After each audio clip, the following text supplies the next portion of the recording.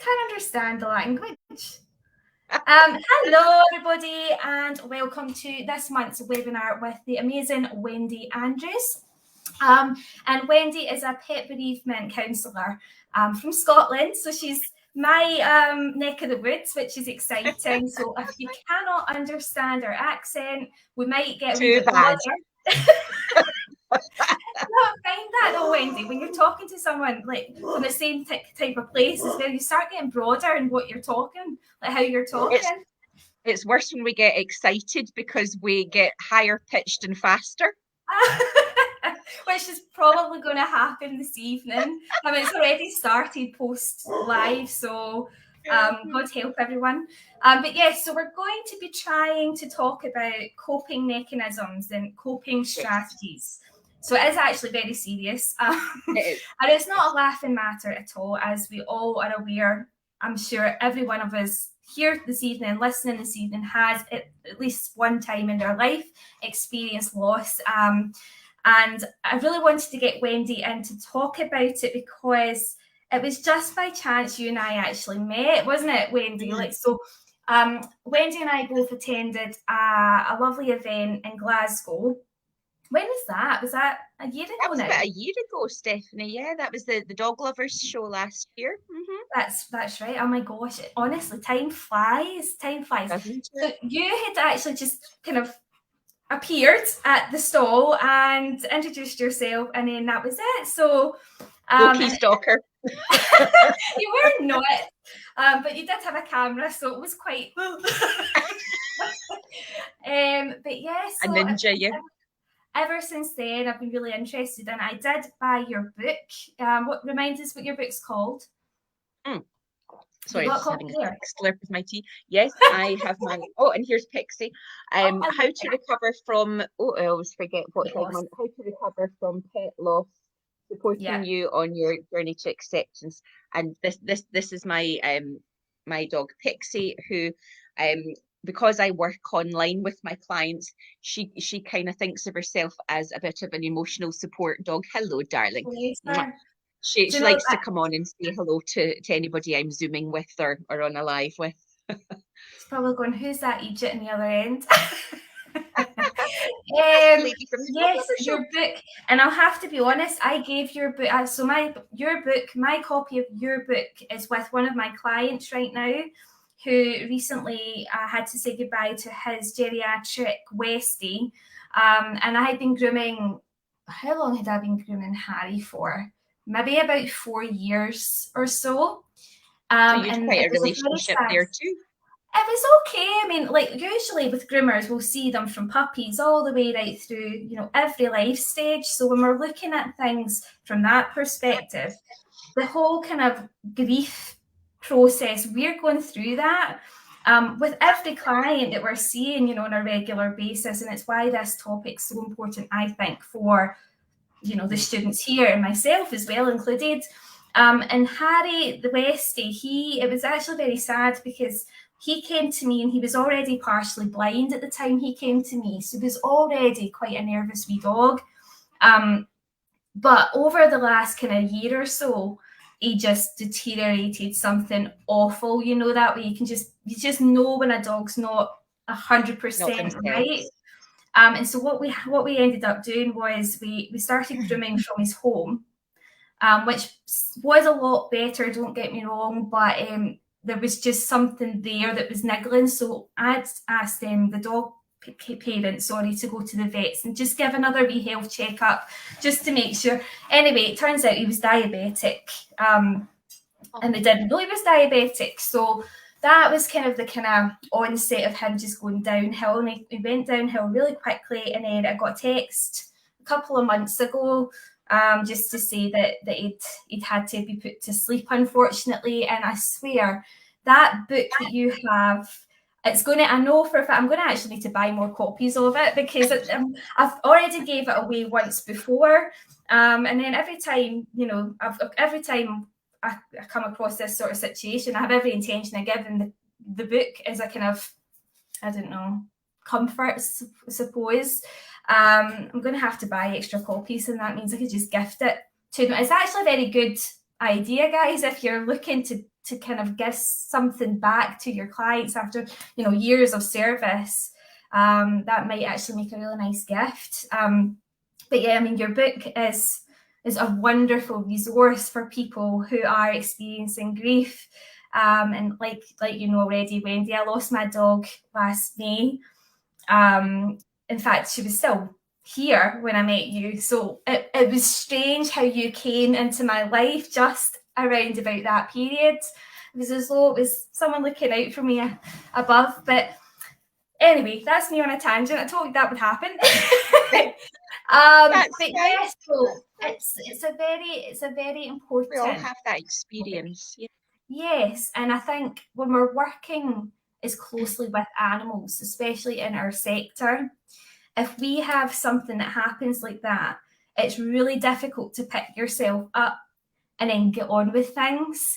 And obviously, a lot of the work we do in the academy, Wendy, is to do with energy and the significance of how our feelings mirror onto the animals we're working with. So my interest is learning coping strategies to help us cope with that grief, to help what we're doing in the workplace as well when we are experiencing those, you know, feelings. And you know, it's something that I think we need to learn how to cope with better.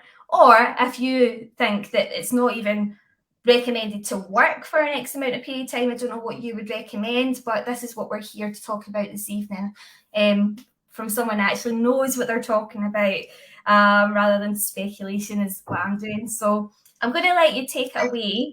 If you're comfortable enough to do that, Wendy, just tell us a wee bit about your background and how you got into it and whatever, just we'll wing it. Right. I should put my tea down for this then. So yes, hi everyone. I'm Wendy Andrew and I'm the founder of the Scottish Pet Bereavement Counselling Service. I work internationally. It's called the Scottish Pet Bereavement Counselling Service because me's Scottish. But I work internationally. I support clients from all over the world because I work online. I qualified as a pet bereavement counsellor with distinction in 2019. Got to get the with distinction in there.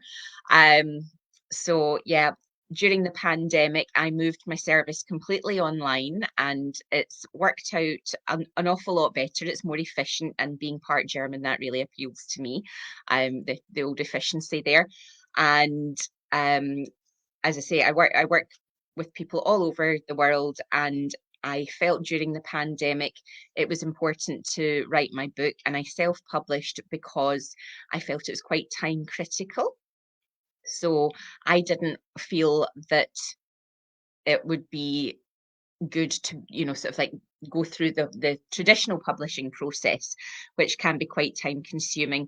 We were globally in chaos.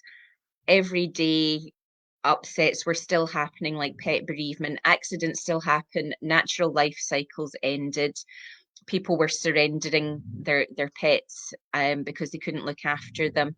And really, you know, I support people not just with bereavement, but also forced separation. So I actually do co-host a monthly support group for victims of pet theft as well. So there's actually quite a lot to it. Sorry, Pixie's having a honk to herself over in the corner. She does that reverse sneezing thing, mostly for attention, I have to say, but bless her. You're all right, love. You're all right. Yeah. Yeah. Funny how she stops when I tell her she's all right. So where was I? Yes. So I published the book as a low-cost alternative to counselling at a time where people were losing part or all of their income, and they didn't have the same support and access to support from their usual networks of family, friends and co-workers that you would confide in with how you're feeling. And obviously counselling is not for everyone. Some people prefer a little self-help book. It's not a big book. It's quite concise, because let's face it, nobody wants to read War and Peace when they're grieving. And we cover most of the recognised steps that occur during the grieving process.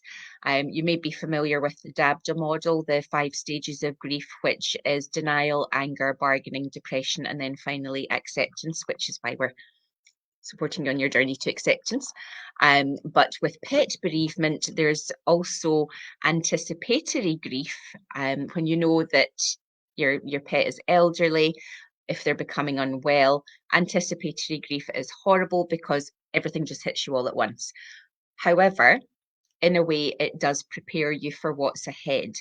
But unfortunately, another step with pet bereavement is guilt. There's an awful lot of guilt because oftentimes it's the pet parents that are making the decision to euthanize.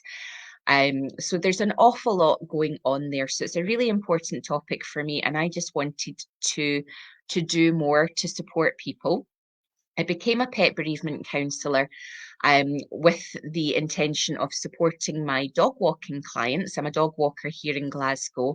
I've been doing that for many years, and one of my client dogs became very unwell after consuming ibuprofen, which, as you know, is highly toxic and potentially fatal. Complete accident.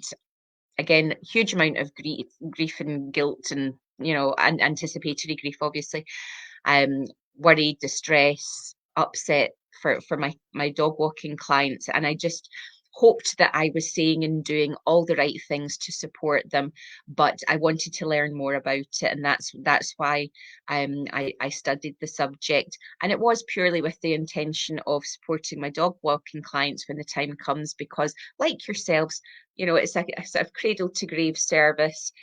And when I sort of told people my news that I'd qualified, so many people said, oh, I wish that had been available when my cat, dog, whatever species died. And I thought, well, do you know something? Maybe I should just open it up to everybody everywhere. And that's exactly what I did. And here we are today. And my book was #1 hot new release in 8 categories on Amazon. When I published, which surprised me more than anybody else, I can tell you. But it feels really good that I have that resource available to people, when they need it.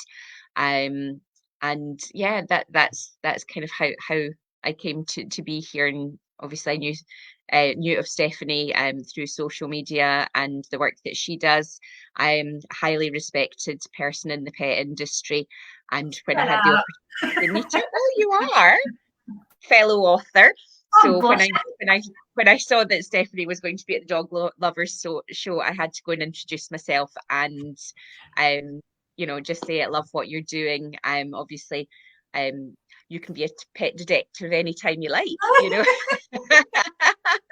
Yeah, so I was there to showcase the children's picture book, just in case nobody knows here that's what I have as well. So yes, along with the vocational books that I've got, yeah, children's picture book as well. So because I just thought, yes, well, that really resonated with me because I'm in the process of writing children's books also about pet bereavement. So yes. Oh no, we spoke about that, didn't we? I'm going like that. We did. What a great idea! Oh, brand new information. No, it's not. No. You've had a very busy year, Stephanie. I'll let that one go. So yes. So yeah, I obviously wanted to meet Stephanie because I think her approach to grooming is excellent, and very similar ethics, and obviously fellow author with children in mind. So that's what I'm doing, because it's a huge topic for children, because very often the death of the family pet is a child's first experience of grief. Certainly that was the case for myself.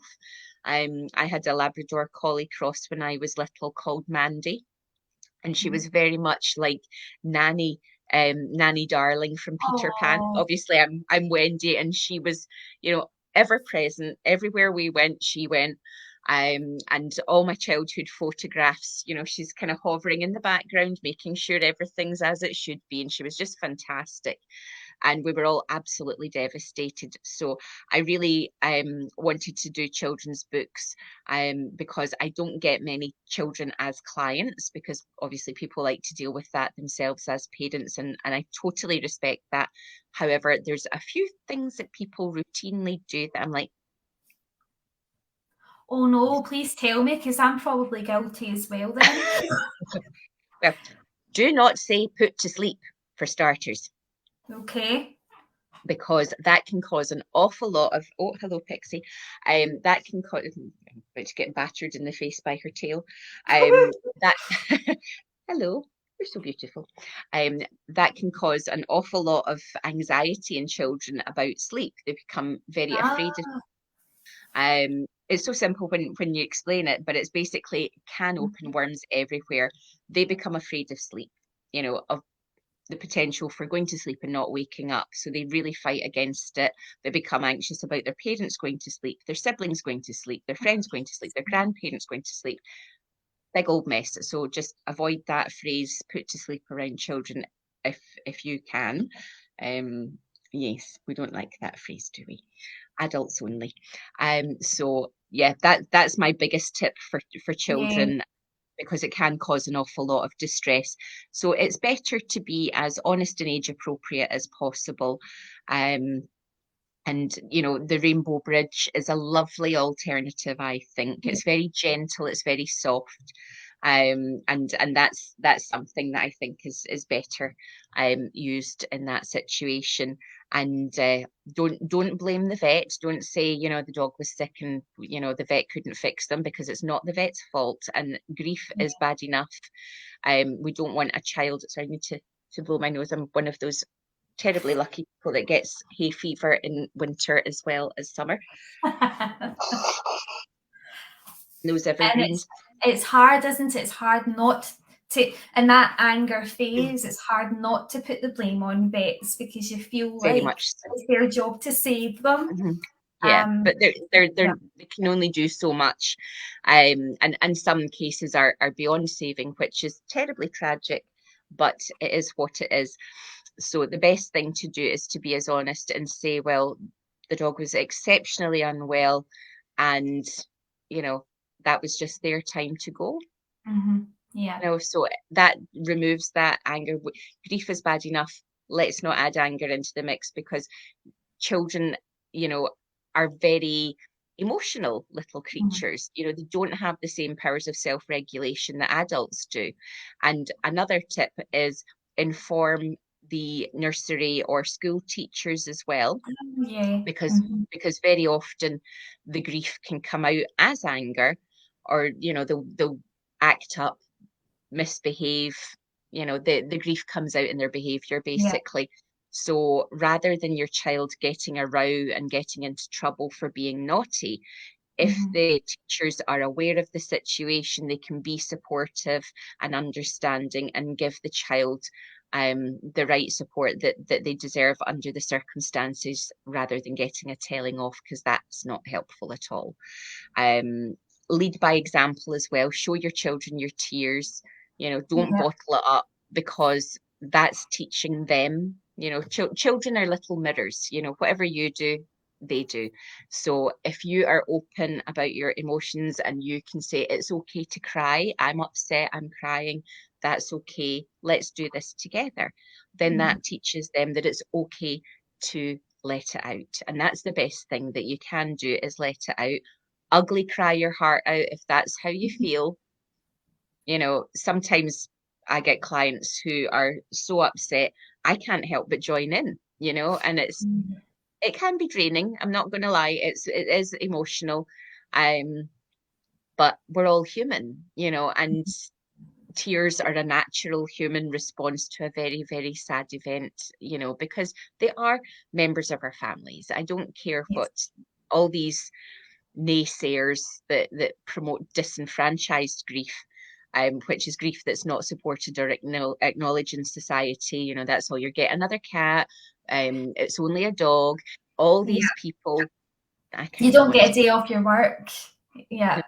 No, exactly. I've actually done a blog about pet bereavement leave in the workplace, because I believe it makes sense. If somebody's grieving, they're distracted. If they're distracted, that's how mistakes and accidents happen. And that's such an important topic, by the way, Wendy, especially in our industry right here. Well, yes, yeah, you know, a darn good scalping can happen, I would imagine.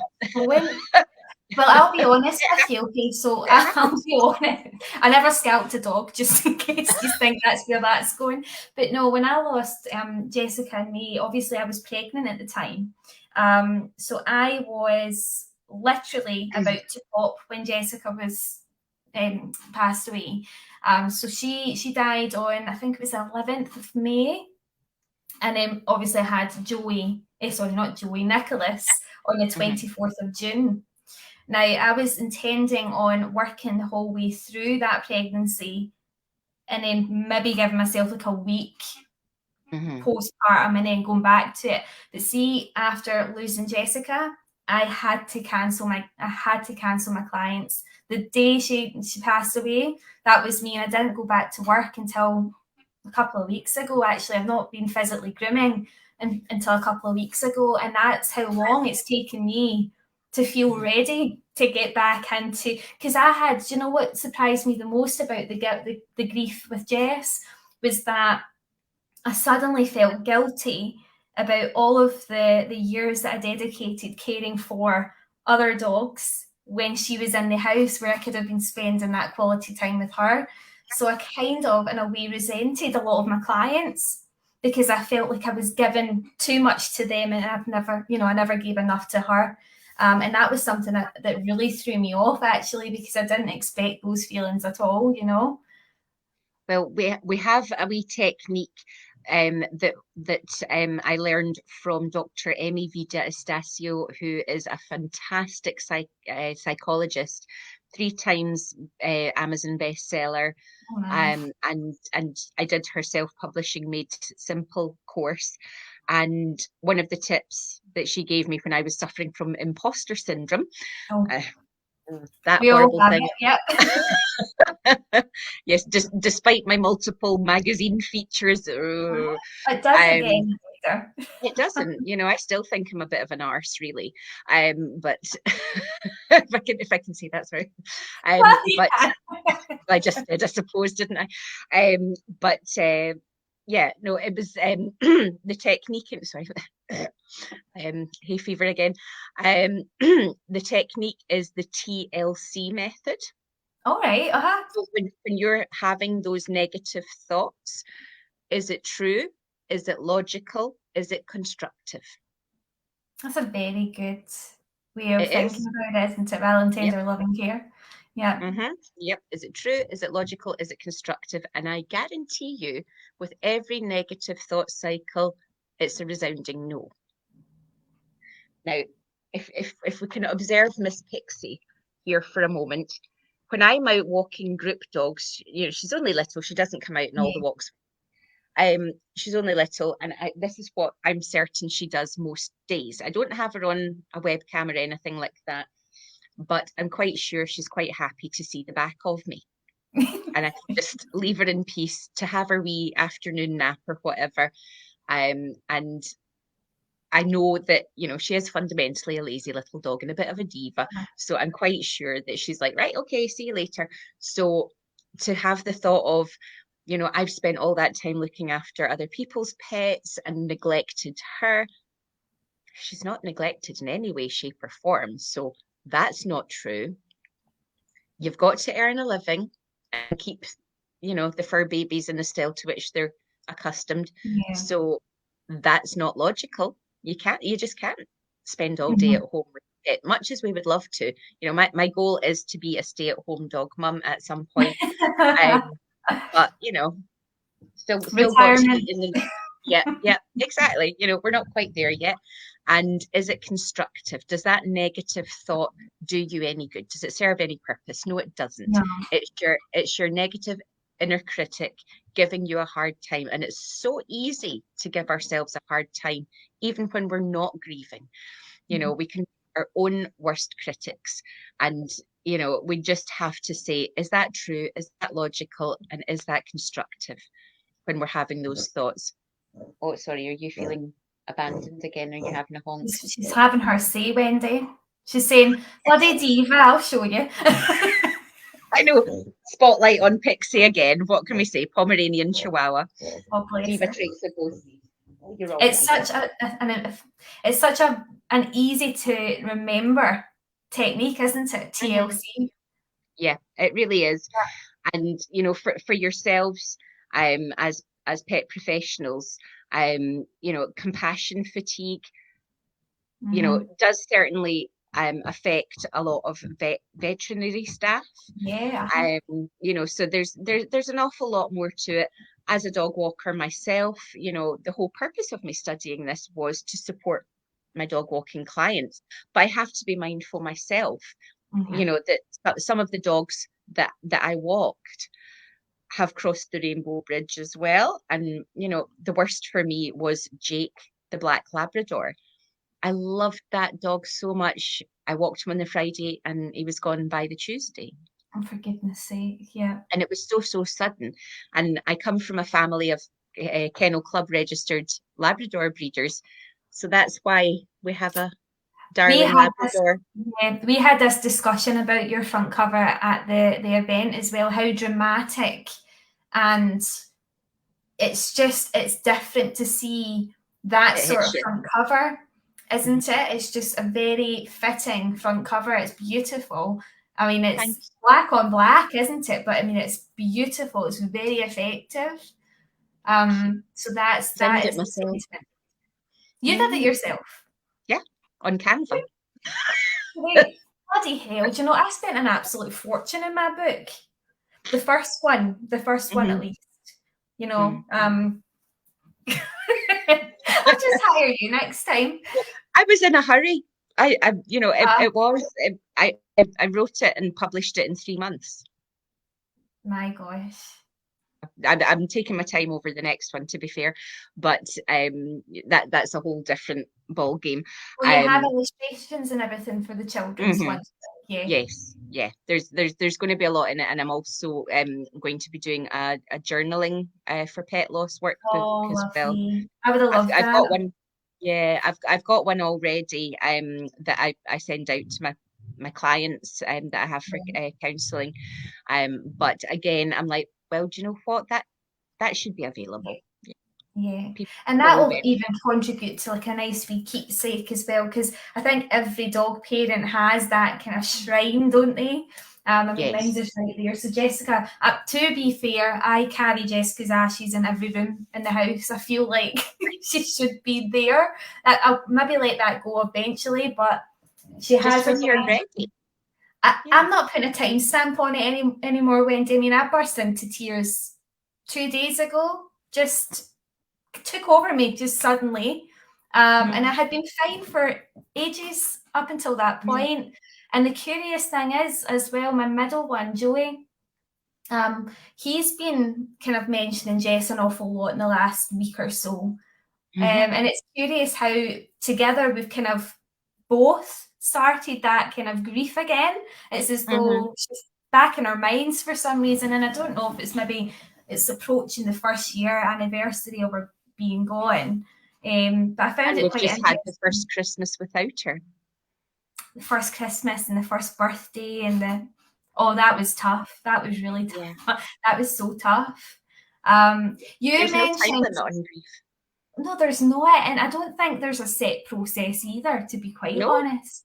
Everybody has their own unique experience, and this is something that I shout about from the rooftops. You know, if again with the disenfranchised grief, with all the wonderfully helpful things that people say, one of them is, you know, also, are you still going on about this? It's been however many weeks or months, and I'm like, oh God, that's so insensitive. I want to punch people, but obviously I'm a meditation teacher and counsellor, so it's not a good look. Go around punching people, but it really it really pushes my buttons when I hear things like that. You know, if somebody gets, you know, to the stage of acceptance in a few weeks, that's great. Good for them. I'm really happy to hear that for their journey, but it's not like that for everybody. I've had clients that I've worked with for months.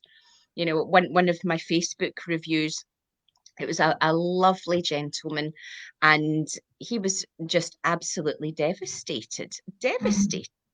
And, I worked with him for a long time, and, I'm there for as long as people need me. If it's one session, that's fine. If it's 6 sessions, that's fine.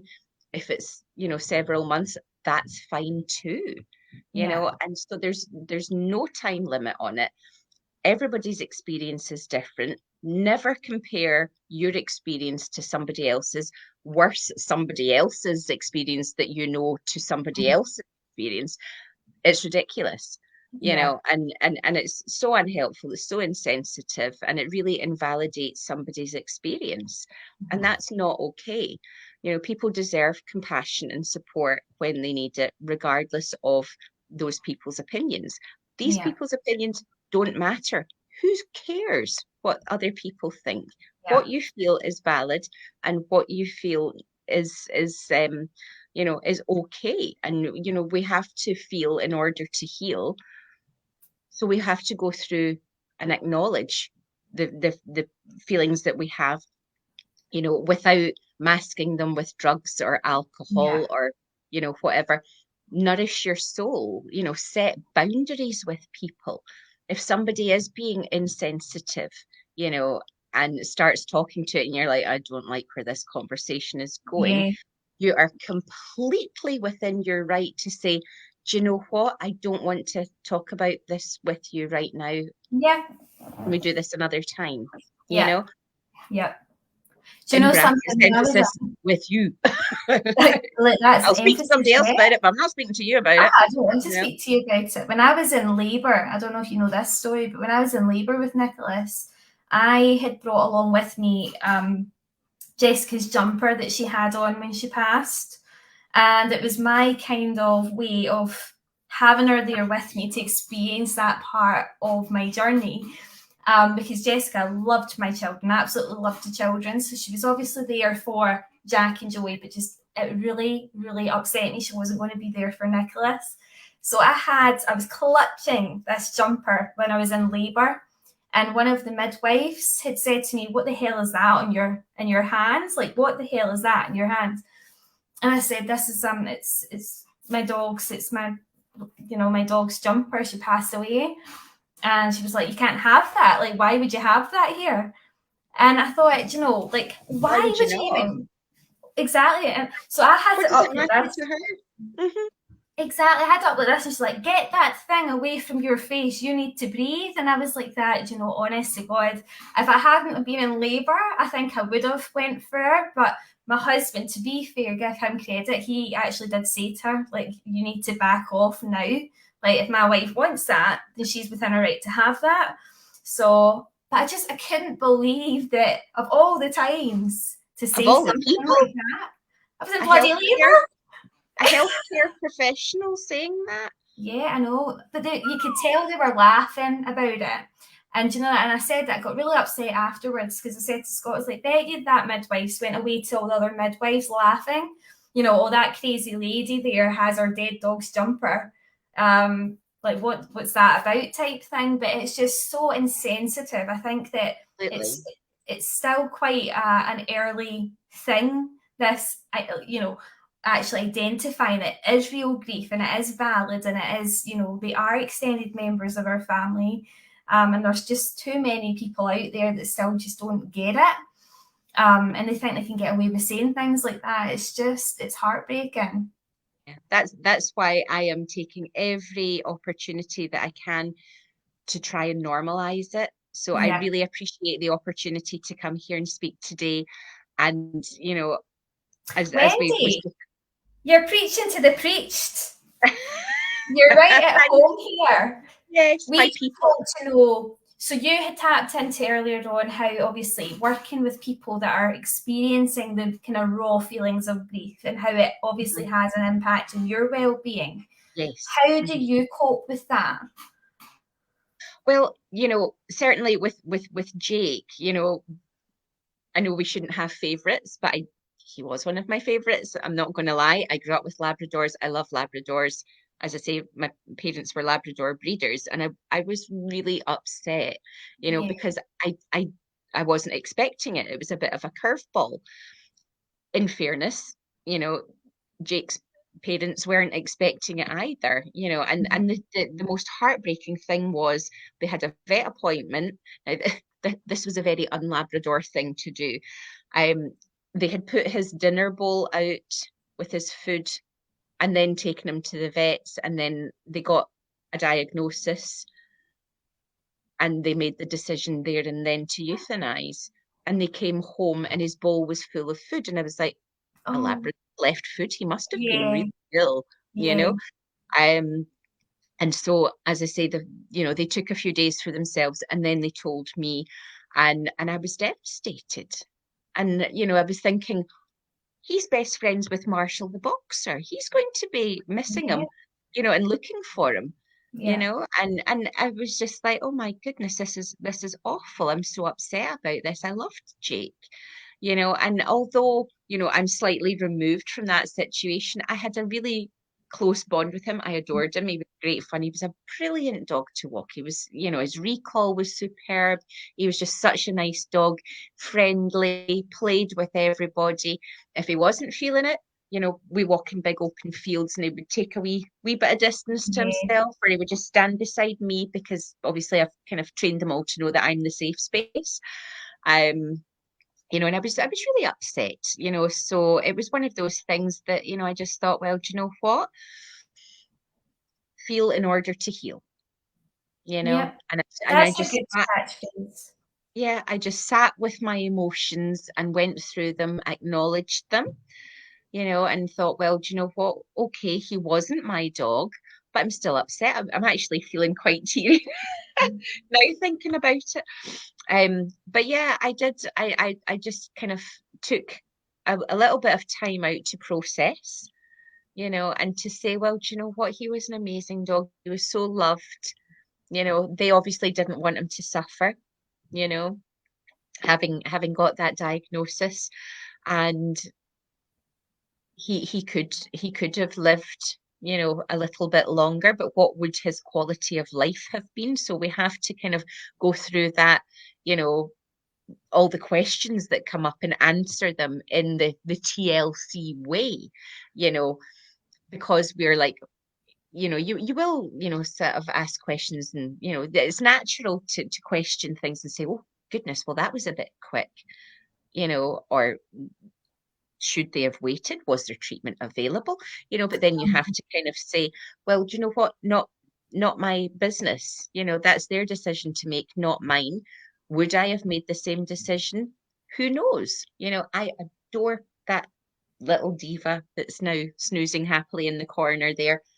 I wouldn't want her to suffer for a second, and No, no, we always say it's better to go too early than too late, because we don't want them to suffer. We love them. And so, yeah, processing all the questions that come up and looking at them logically and constructively and truthfully and being honest about things, and just say, well, I acknowledge how I'm feeling. And journaling, I'm a journal therapy teacher as well. I studied so many supportive mechanisms, coping strategies to support my clients and say, well, this might work, meditation. Have you tried that? Have you tried journaling? As I say, I've developed the workbook, and I've got guided meditation audios that I send out as well. Sometimes we do the guided meditation. I've had anxiety and depression on and off for over 20 years. So sometimes things do just get a bit much.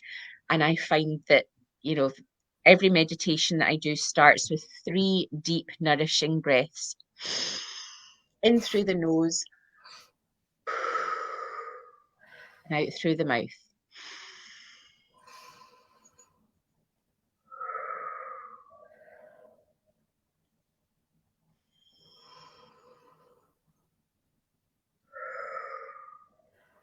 And just that little time out makes a huge difference. it is amazing how it does actually work. Yeah, It's so simple, yeah. Stephanie.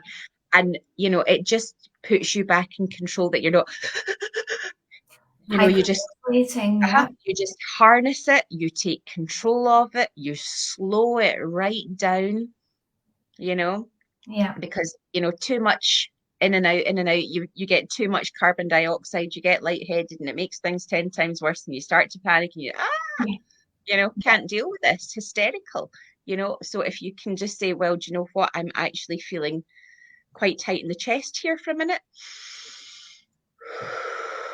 and just slow it down, big, deep, nourishing breath, and then blow it out slowly, like you're blowing out your candles. Candle for a wee over there, yeah, I have, Yep. Just take that little moment, and I guarantee you it won't fix it, but it'll certainly take the edge off. And there's lots of self-compassion meditations that I do, and they're really good because, as I said earlier, we can give ourselves a really hard time. But it's so important to tell yourself that you did the best with the information you had at the time, and in a grooming perspective, that's really important as well, that we do our best with the information we have at the time. I mean, if somebody comes in and says lumps and bumps, you do your best to avoid those areas that might be sensitive and whatever, so that's something that you practice already, That's it. so it's all about compassion. Self-care is really important. Self-care is more than a bubble bath, but sometimes it's a good place to start, because oftentimes when we're very much in our heads, or in the depression stage particularly, the personal hygiene routine goes out the window, and I just don't care, I don't care how I look right now. For me, it's just been a windy day. I'm not grieving. No, my hair is greasy, I have to say. This is the joys of having 3 boys and a husband. I don't get any time. So I'm just windswept and interesting today. Oh, mine's just like you could fry chips in mine. It's disgusting. Oh, well, you look fun. You look lovely. Well, I will be going for a bubble bath after this. So yes, and enjoy it. Take that time for yourself. And that is a great place to just let it all out. You're in water anyway. 2 tears dripping into the bath isn't going to make any difference.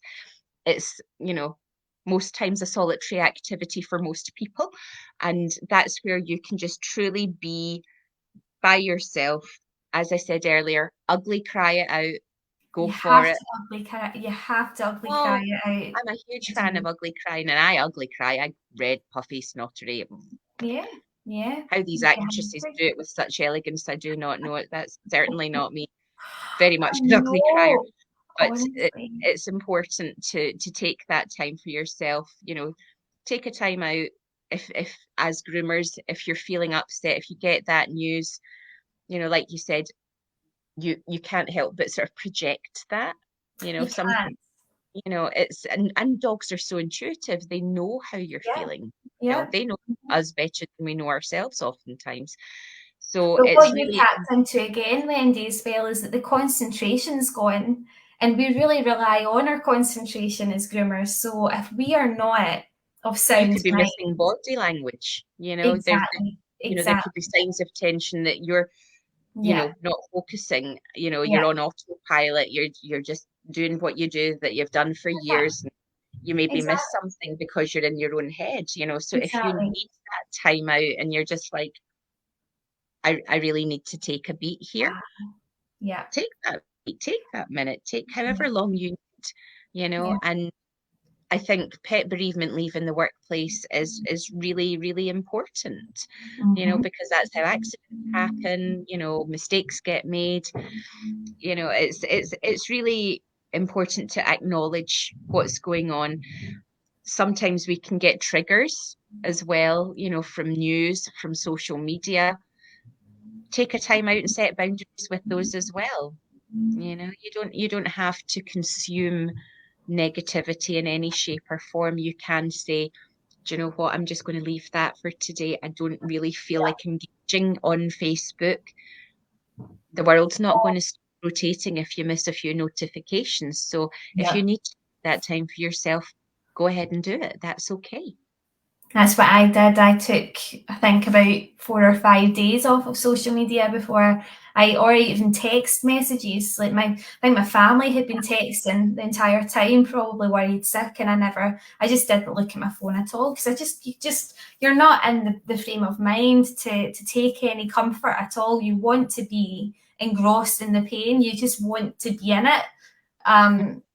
So yeah, and I And you're think not obliged, you're not obliged to respond straight away. And I think so many of us just say, ding, there's a message. Oh, must reply immediately. oh, We don't have to do that, yeah, we yeah, don't have to put further pressure on ourselves at an already stressful time.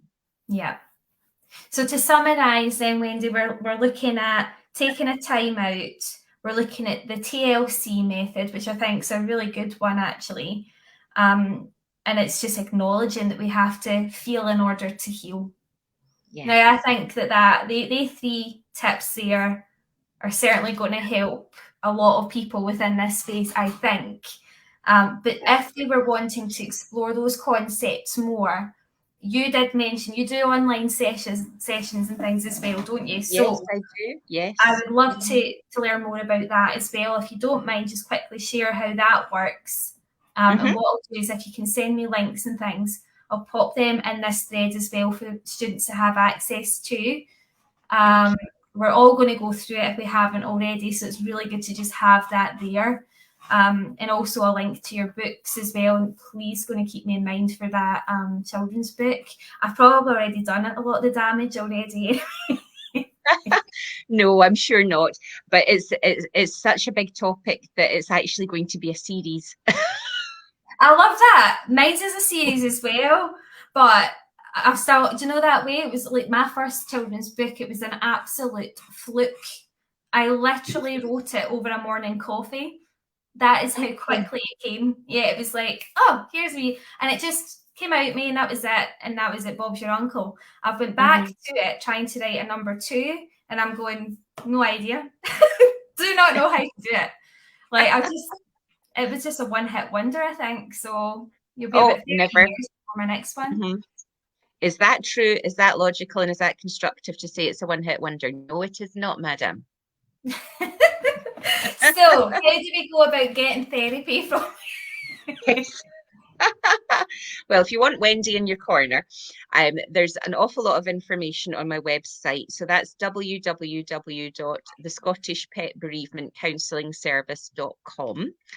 Facebook is the same, the Scottish Pet Bereavement Counselling Service. You'll be glad to know Twitter and Instagram are a bit shorter. So I'm that quite type it here. Right, wait a minute. https://www.thescottishpetbereavementservice.com. counselling service. Oh, right. So the Scottish Pet Bereavement Counselling Service. Spell how you spell counselling. COUNSELLING. Yeah, that's good. That's what I've got. Right. So I've just popped that on The now. amount of people that think I'm an elected politician is ridiculous. I know. Not that kind of counsellor, the other kind of counsellor. So that's Facebook and the website. Twitter and Instagram are the _ SPBCS. So that's a bit easy. SPBCS. So at the _ S for Sierra, P for Papa, B for Bravo, C for Charlie, S for Sierra.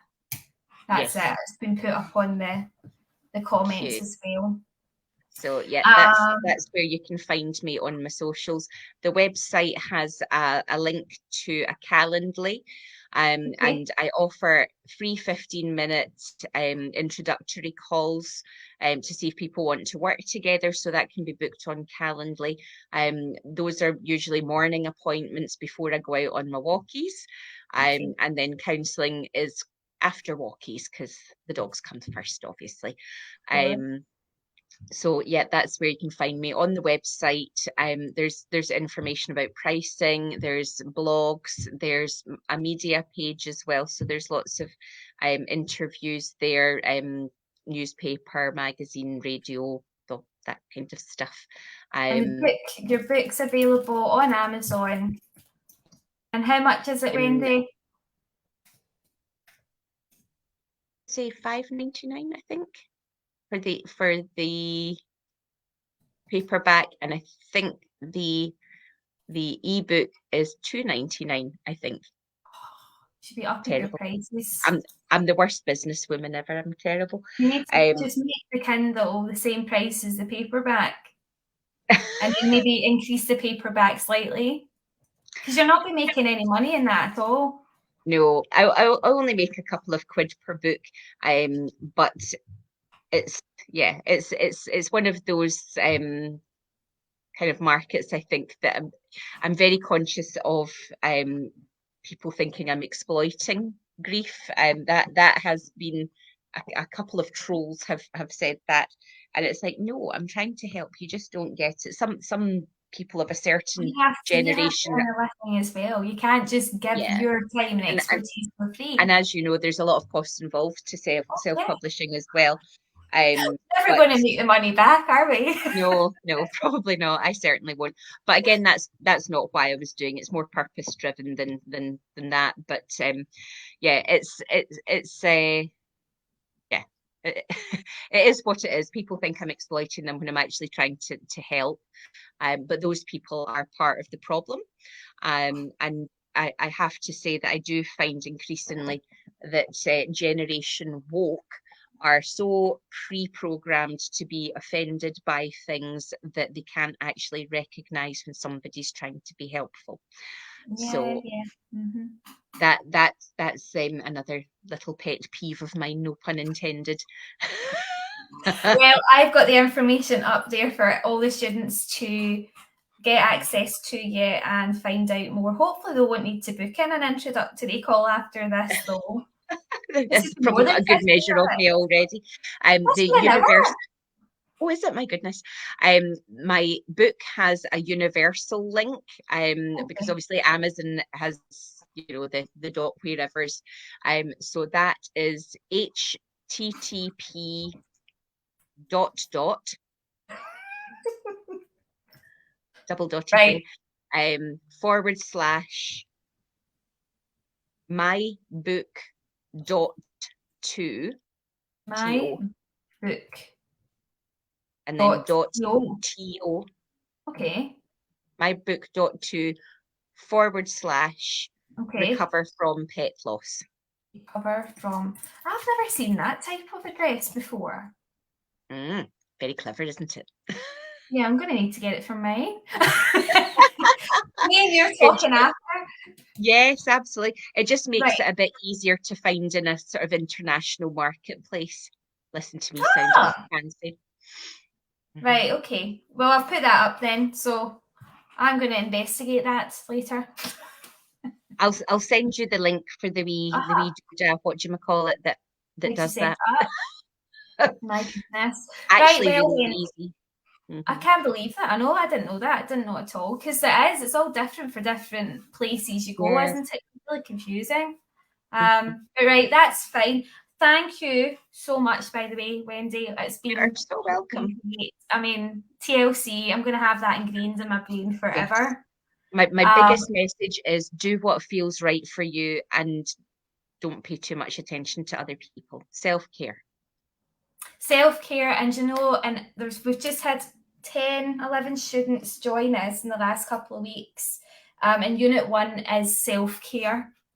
So it's so important.